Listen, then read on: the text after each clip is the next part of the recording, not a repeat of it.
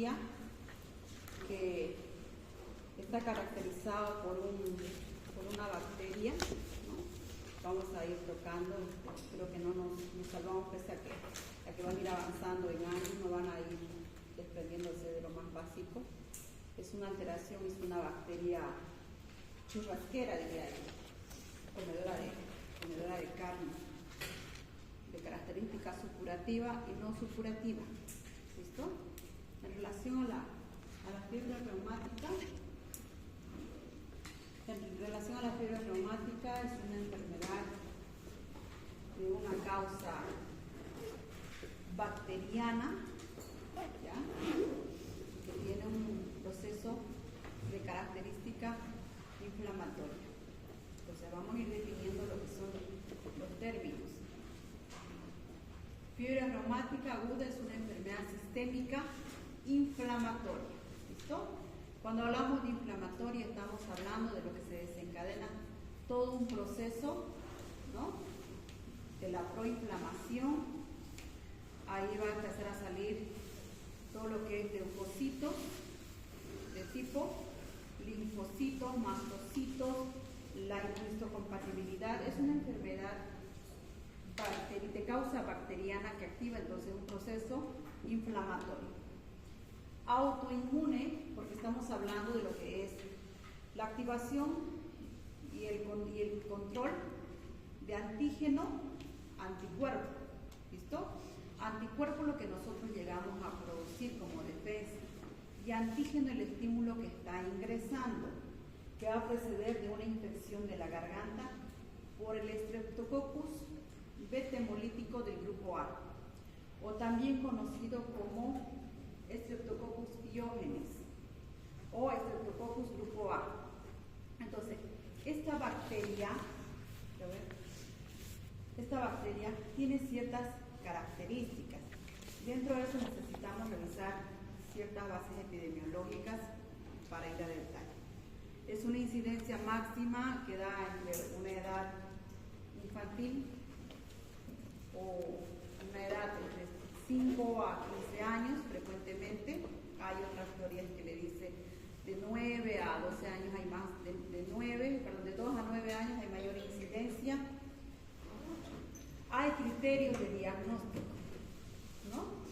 Que ha ido haciéndose la sumatoria de diagnóstico para poder determinar esta patología. Bien les dice ahí, y la confirmación estreptocócica.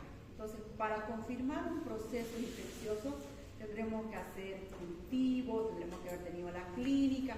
O sea, ya vamos entrando en razonamiento que es una enfermedad que suma criterios, que suma características clínicas de examen.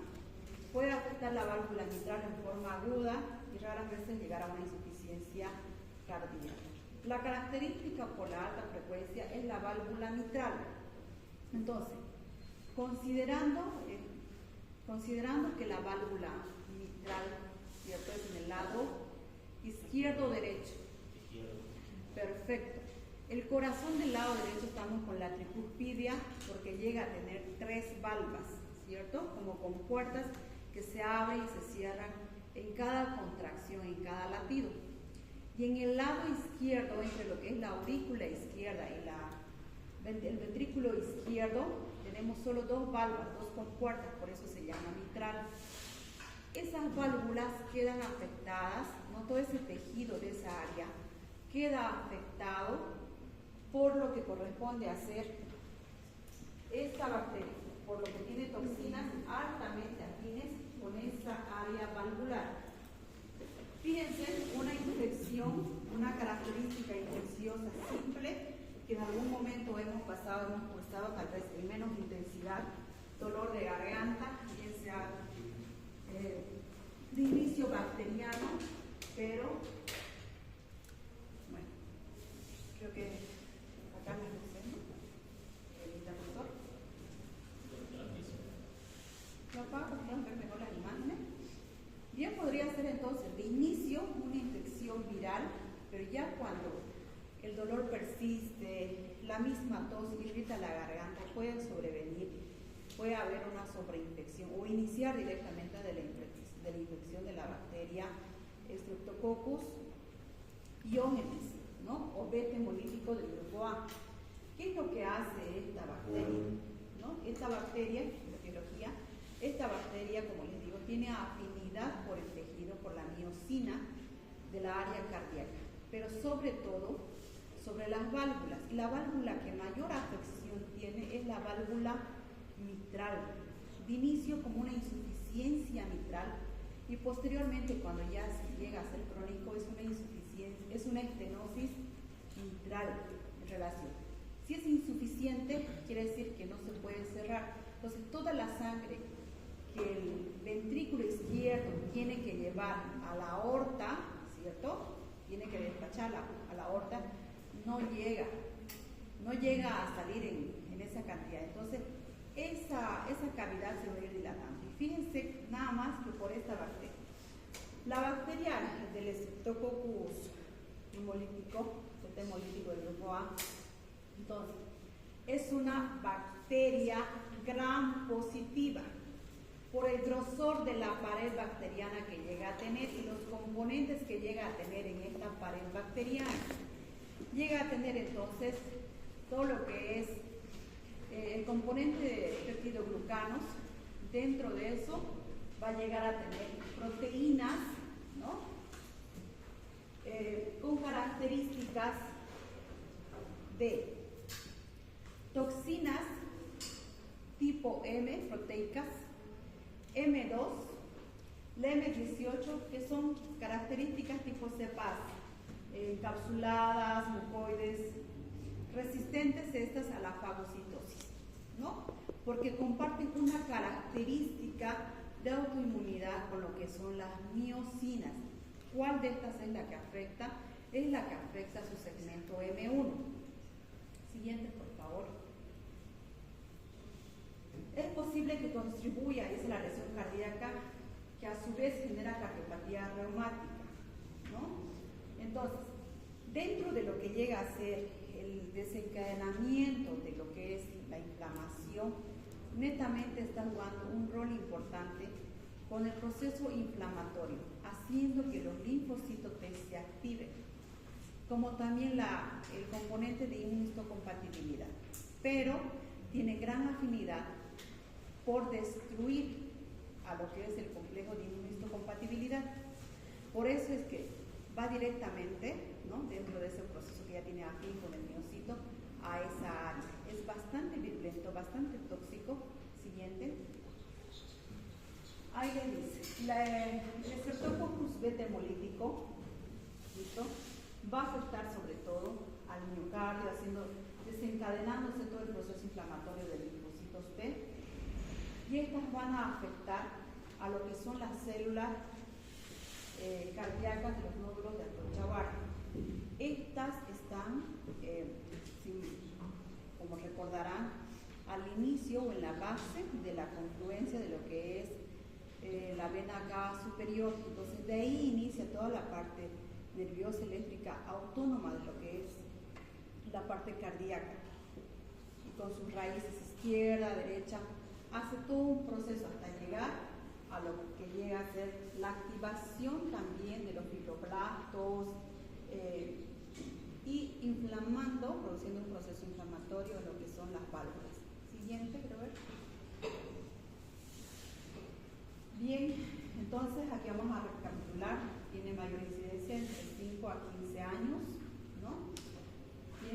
Puede llegar a producir una reacción granulomatosa perivascular con vasculitis. Hay un 75 a 80% de casos que afecta a la válvula mitral. Eso no quiere decir que no afecte a las otras válvulas. ¿Listo? Válvulas son netamente las compuertas.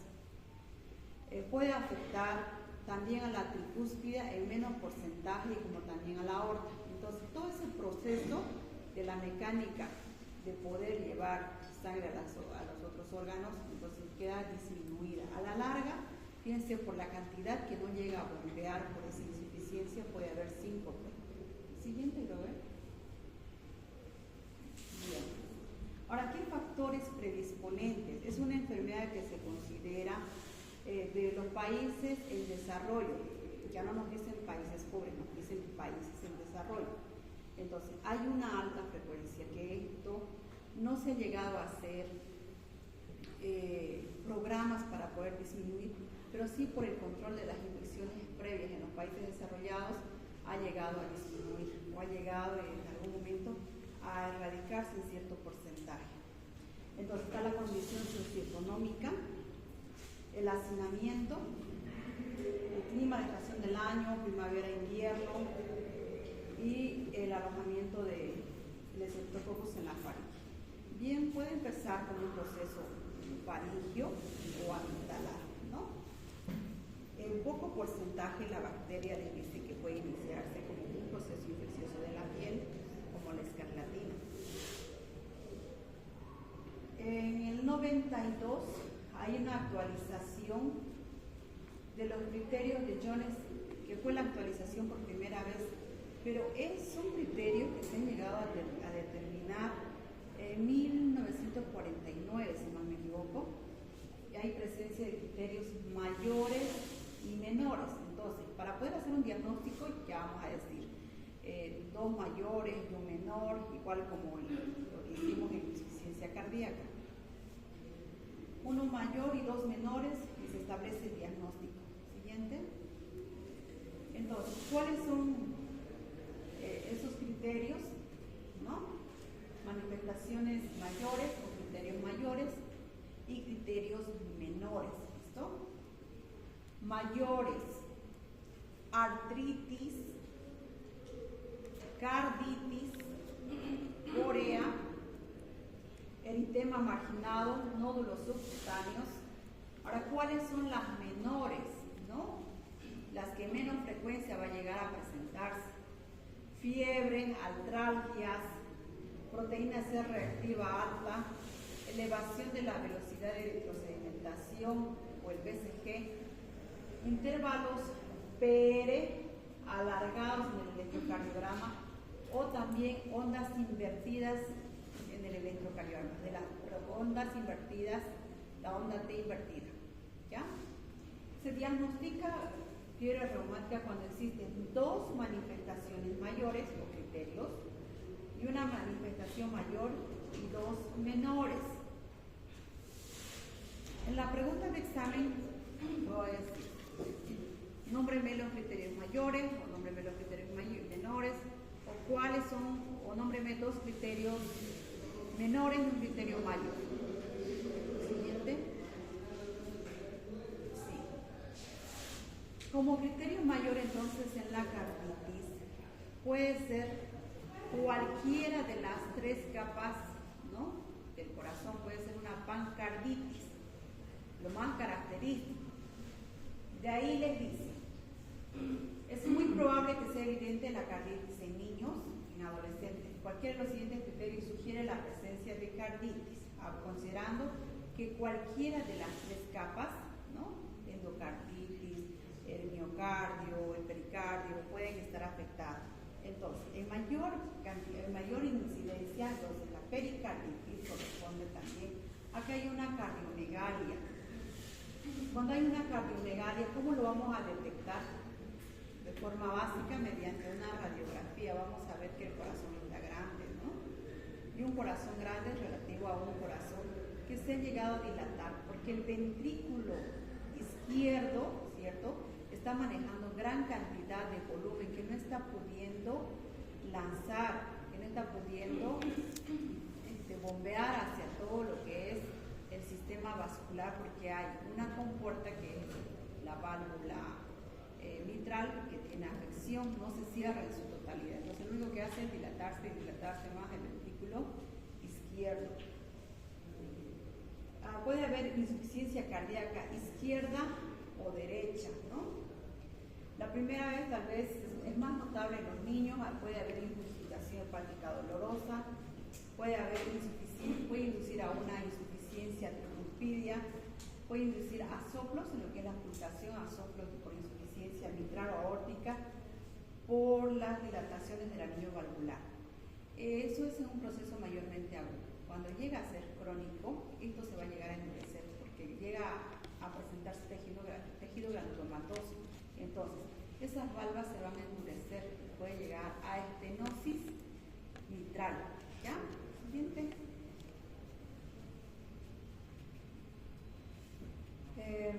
Entonces, dentro del electrocardiograma, les dice, hay cambios en el contorno de las ondas P o inversión de la onda T.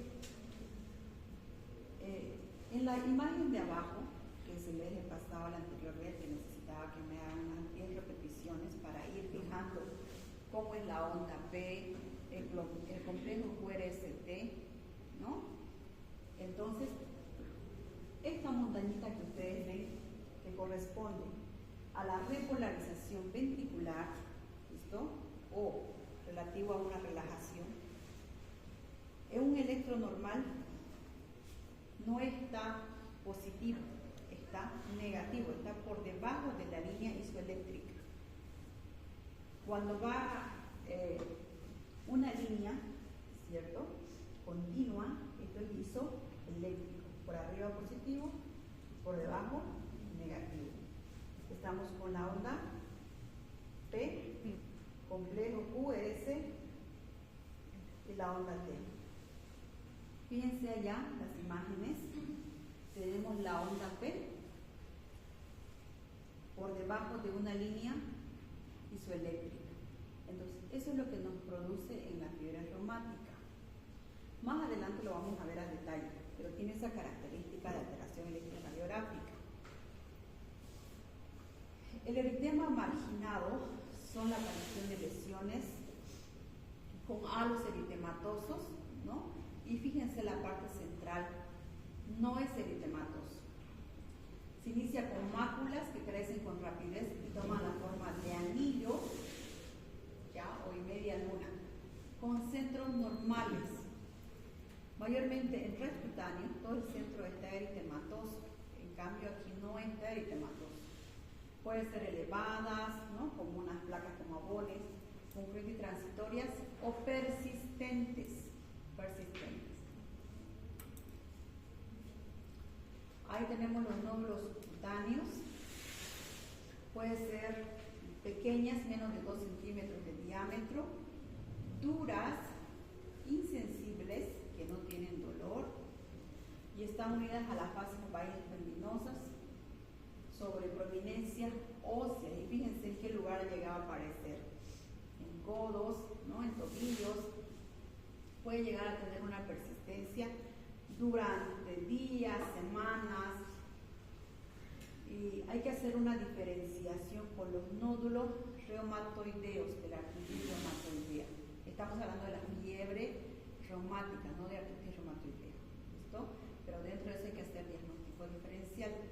Siguiente. La corea de Sheehan. Entonces ha sido descrito, ¿no?, como movimientos coroicos, baile o baile del sanguito que le dicen. Entonces, en relación a una infección o posinfección, y fíjense cuándo ha sido descrita: 1986. Relativo, le dice, a la corea, que viene de un griego, de una palabra griega, coreae, que significa danza, ¿no? Es una consecuencia del ataque del sistema nervioso central. Se localiza fundamentalmente en el núcleo extrapiramidal. Son movimientos incoordinados, involuntarios de las extremidades y músculos de la cara. Ocurre mayormente en niños y es muy poco frecuente en adultos. La presentación de esta corea de Sheehan sí se llega a presentar, pero en una mínima incidencia, está dentro de los criterios mayores por la alteración de lo que es la área central, ¿no?, el sistema nervioso central, con las raíces extrapiramidales. Llegan a mover los piecitos, las manos, la cabeza de manera muy involuntaria, incoordinada, también los piecitos, las manitos, ¿no? Siguiente. En la artritis, dolor, ¿no?, la artralgia o la inflamación que se llega a producir. Puede ser sobre todo en lo que llega a ser el tobillo, rodilla, codo, Les habla también de lo que son las muñecas y en ocasiones pueden ser articulaciones grandes, como lo que llega a ser las caderas, en poco porcentaje en relación a lo que son hombros y articulaciones lumbosacras, cervicales, esternocleidomastoidea, pero sí es un criterio mayor, porque el paciente le viene, no siempre, ¿no?, con una afección que le diga, tengo dolor cardíaco, dolor precordial, o tengo disnea, porque dice que se puede desenvolver como una insuficiencia cardíaca. Les llega a decir, tengo dolor articular o dolor al levantarme, no puedo extender mi brazo, esto ha sido reciente, esto ha sido después, yo antes estaba con mi dolor de garganta, ahora mi dolor de mano, ¿no? Y hay proceso inflamatorio. Siguiente.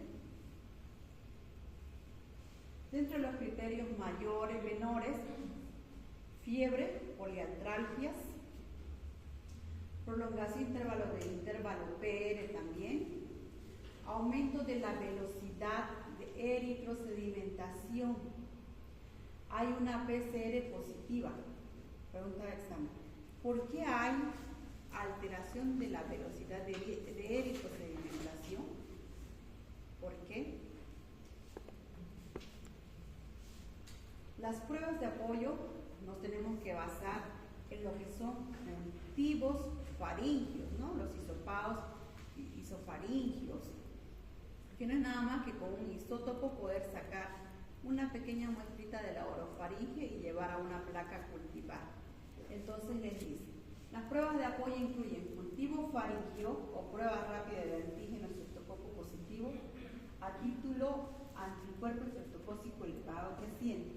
O sea, nosotros necesitamos saber si es dentro de lo que llega a ser las toxinas tipo S, tipo O, y la O es la que mayormente participa en la hemólisis, ¿ya? Y por eso es que hay una velocidad de eritrosedimentación elevada. Si está positivo, siguiente, y es la que le va a llegar a determinar si está en un proceso de infección aguda, para ver si nosotros tenemos que dar un tratamiento de conservación o un tratamiento de cura. La velocidad de sedimentación rápida aumentada, evidencia inespecífica de enfermedad inflamatoria, se utilizan títulos altos o crecientes de anticuerpo antiestreptocócico, antiestreptolicina O y anti-DNasa B para confirmar una infección reciente. ¿Okay? La toxina O entonces es la que se encarga de hacer una hemólisis. Por eso es que la velocidad de eritrosedimentación es elevada. Si la velocidad de eritrosedimentación es elevada, los glóbulos rojos se están destruyendo, ¿no? Y por ende, ¿qué va a pasar? Vamos a tener los eritrocitos en disminución, porque eso está elevadísimo. Siguiente. ¿Con qué vamos a hacer diagnóstico diferencial? Otra pregunta de examen. Artritis reumatoidea, ¿no? Porque también hay artralgias, hay nódulos subcutáneos, osteomielitis, también infección de hueso, hay bastante dolor, endocarditis, cualquiera que sea la causa, meningococemia crónica, lupus eritematoso sistémico, también hay artralgias. Siguiente. Complicaciones: insuficiencia cardíaca, porque no hay un bombeo adecuado del volumen de la carga cardíaca que ingresa, cardiopatía reumática a largo plazo, otras, arritmias, pericarditis con derrame, neumonitis reumática, o sea, son varias, sobre todo la que nos va a llevar es a una insuficiencia cardíaca. ¿Cuál es el tratamiento? Entonces, hay medidas que se debe tomar con el paciente, como guardar reposo, ¿no?, hasta que se normalice. ¿Por qué debemos guardar reposo? Porque no debe estar en actividad. O sea, no es que todos los que están enfermos tienen que estar en reposo. En este caso, por el hecho de la velocidad de eritrosedimentación. Nosotros hacemos un desgaste, ¿cierto?, de lo que es el componente hemático. Entonces, cuando hacemos actividades, entonces, más la enfermedad, más la actividad, vamos a acelerar mucho más. Y aparte de eso, estamos con lo que son las articulaciones de codos, rodillas, muñecas inflamadas, ¿no? Nosotros no nos movemos como un monolito, movemos haciendo movimientos articulares, movimientos de lo que es muñecas, rodillas, entonces no nos movemos como un monolito, entonces sí vamos a lastimar, vamos a producir mayor inflamación. La temperatura, en lo posible, está para no hacer un control con antipirético, pero sí con lo que llegaría a ser de la línea de los aires, pues, utilizando cierto porcentaje de kilo-peso de lo que es la aspirina o el ácido acetilsalicílico, que es lo mismo. Entonces, hay que hacer un control de la velocidad de procedimentación, a controlar lo que son las frecuencias, hay que ver cuál es la basal o el previo en relación a la parte eléctrica del corazón, relativo a hacer un control electrocardiograma previo, para ver si ese paciente ya tenía alteraciones, descartar si había ya patologías de comorbilidad. Siguiente. Bueno, entre las medidas médicas está el salicilato, ¿no?, o ácido acetilsalicílico, las aspirinas. Reducción de la fiebre, aliviar dolor, la tumefacción articular. No tiene efecto en la evolución de la enfermedad. Los adultos necesitan dosis altas de ácido acetilsalicílico relativo a 0,6-0,9 gramos kilo-peso, ¿ya?, cada 4 horas. En los niños también, en los niños sobre todo hay que considerar el kilo-peso, ¿no?, y la edad para hacer la dosificación. Para nosotros estamos en 0,6. Las presentaciones en el mercado de las ácido acetilsalicílico estamos en 100 para hacer las conservaciones relativas a las enfermedades cardíacas como uso antiplaquetario, la famosa aspirineta, ¿no?, y cuesta 20 centavos, 10 centavos, pero fíjense qué gran importancia tiene en su uso clínico. O estamos en la presentación de 500, entonces relativo a eso. Si hay alguna posibilidad de fraccionar, excelente, si no nos quedamos con la de 500. Bien, ahora para el tratamiento, es una bacteria, ¿no? Volvemos a lo que es la bacteria gram positiva. Entonces, ¿cuál es el medicamento que va a contrarrestar esto? Un antibiótico. El antibiótico que tiene gran función es la penicilina, ¿no? ¿Qué tipo de penicilina? La benzatínica, 1 o 2 millones, y una dosis única por la cobertura de los 21 días que llega a tener. Por eso, hay que esperar tiempos, hay que considerar dentro de un proceso bacteriano, ¿no?, y las complicaciones para no sobrecargar el antibiótico, porque veo que les colocan una penicilina, o el famoso terbosil, y le están dando claritromicina, cipro, levo, no, o sea, esto tiene una cobertura de 21 días, o sea, hay que esperar. Si es un proceso faringoamitalar de posible causa, por lo general es un mayor porcentaje, entonces hay que esperar tiempos de evolución, ¿no? También está para uso lo que es la penicilina proteínica en una dosis de 600.000 unidades diarias durante 10 días, hasta que se puede erradicar con el proceso infeccioso. Entonces, en lo que es la proteínica y la penicilina benzatínica, es mucho mejor la benzatínica, ¿no?, una pinchadita y ya. Puede estimularse, puede sustituirse en casos de que tenga reacción, alergia o contraindicaciones a la penicilina. Entonces estamos con la eritromicina, ¿sí?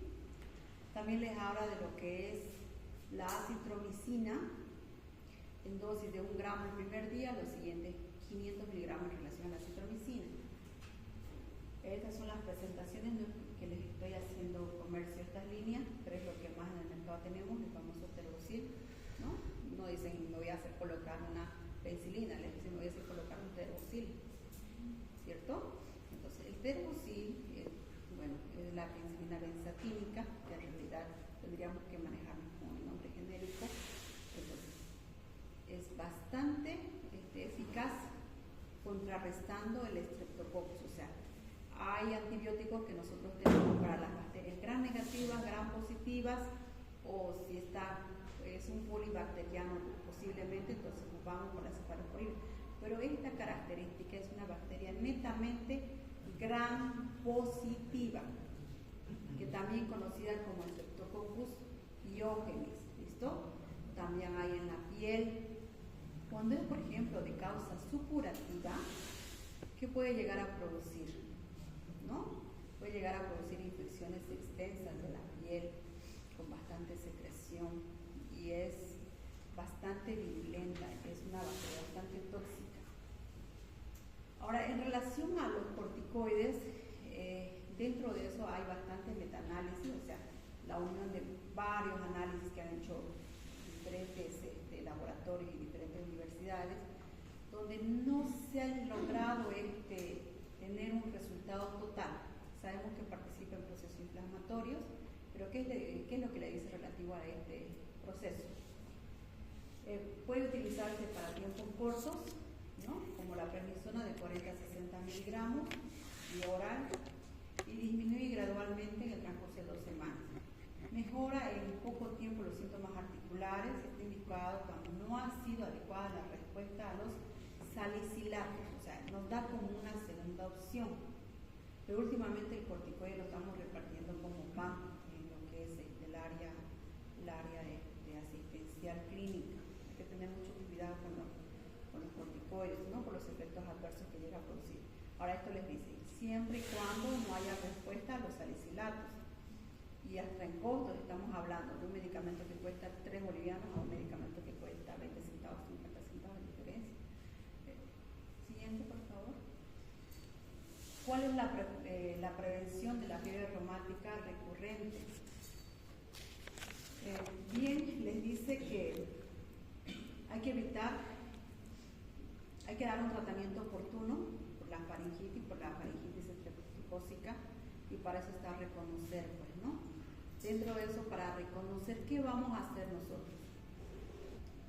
Revisar la garganta, utilizar los bajalenguas. Antes nuestro médico que estaba antes que nosotros siempre llegaban a tener en su bolsillito su bajalenguas, su termómetro, ¿no? En su bolsillo estaba su tensiómetro, todas las cosas básicas para poder hacer una revisión. Entonces, deprimir la lengua y ver las paredes laterales de la faringe, los pilares, ver lo que es la pared posterior de la orofaringe, determinar si es una amigdalitis, una faringoamigdalitis, qué característica llega a tener esa zona. Entonces, llegar a hacer desde la prevención, ¿no? Reconocer que sea un proceso infeccioso de inicio. Él les dice, el método profiláctico de elección es la penicilina G-benzatínica. ¿Cuál es el medicamento profiláctico de elección? Penicilina G-benzatínica, en una dosis de 1 o 2 millones de unidades cada 4 semanas. Estamos hablando de una fiebre reumática recurrente, o sea que se ha vuelto a presentar. ¿Listo? Es menos segura la penicilina oral. Si el paciente es alérgico a la penicilina, se puede sustituir por eritromicina o la sulfadiazina. Siguiente. Bien. Entonces, pueden presentarse recurrencias 5 años después del primer episodio en personas mayores de 25. Después de estas edades suele suspenderse la profilaxis, ¿no? Excepto en grupos de alto riesgo. ¿Cuáles son los grupos de alto riesgo? Gente que vive en hacinamiento por cuestiones laborales o que está cerca de un enfermo, quienes viven en áreas con bastante gente que trabaja en la parte laboral, de los niños, escuelas, puede ser una profesora o puede ser un niño en edad escolar, enfermeras que están en contacto con los pacientes, reclutas, las cárceles que están sobrecargadas, militares, en realidad todo el personal de salud que está en contacto con el paciente, ¿no? La prevención secundaria de la fiebre reumática depende de la aparición siempre de la carditis, la clínica. Si no hay datos de esta última, puede suspenderse el tratamiento preventivo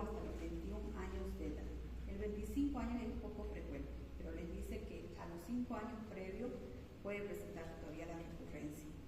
Se hace la cobertura de profilaxis por los procesos cardíacos que llega a desencadenar. ¿Listo? Siguiente. La crónica, entonces, es el resultado de varios ataques de fiebre reumática que causan rigidez, deformidad de las cúspides valvulares, ¿ya?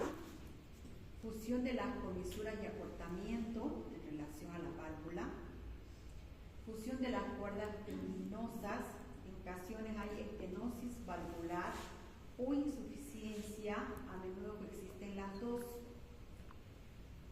El 50 a 60% de los casos, ¿no?, afecta la válvula mitral. Estamos hablando del lado izquierdo, del corazón del lado izquierdo, en lo que corresponde a la aurícula izquierda y al ventrículo izquierdo. El 20% hay combinación de la válvula aórtica y la mitral. Las lesiones aórticas puras son poco frecuentes, ¿no?, pero sí existen. Ahora, también les dice otros textos que la tricuspidia en pequeño porcentaje también puede afectarse, pero le damos gran importancia por el mayor porcentaje en relación a la válvula mitral. Les dice que puede ser bien insuficiencia, que no logra cerrarse, ¿no?, las compuertas valvulares, o que están demasiado cerradas por el engrosamiento que llega a ser, por el acortamiento, por la fusión, por la rigidez que llega a producir. En casi el 10% de los casos afecta la tricuspidia, ¿no?, pero solo en presencia de la enfermedad mitral o aórtica. La válvula pulmonar se afecta en muy pocas ocasiones. Conclusión: es una patología que puede afectar en sí, pese a los pequeños porcentajes, a cualquiera de las válvulas, ¿sí? A cualquiera de las válvulas, pero hay en mayor porcentaje a la mitral. Puede iniciarse como una insuficiencia, puede continuar como una estenosis o ser mixta, tener ambas, por el engrosamiento, por la rigidez que llega a ser en esa estructura. ¿Siguiente? Bueno, acá. La siguiente clase vamos a avanzar sobre las alteraciones o las valvulopatías.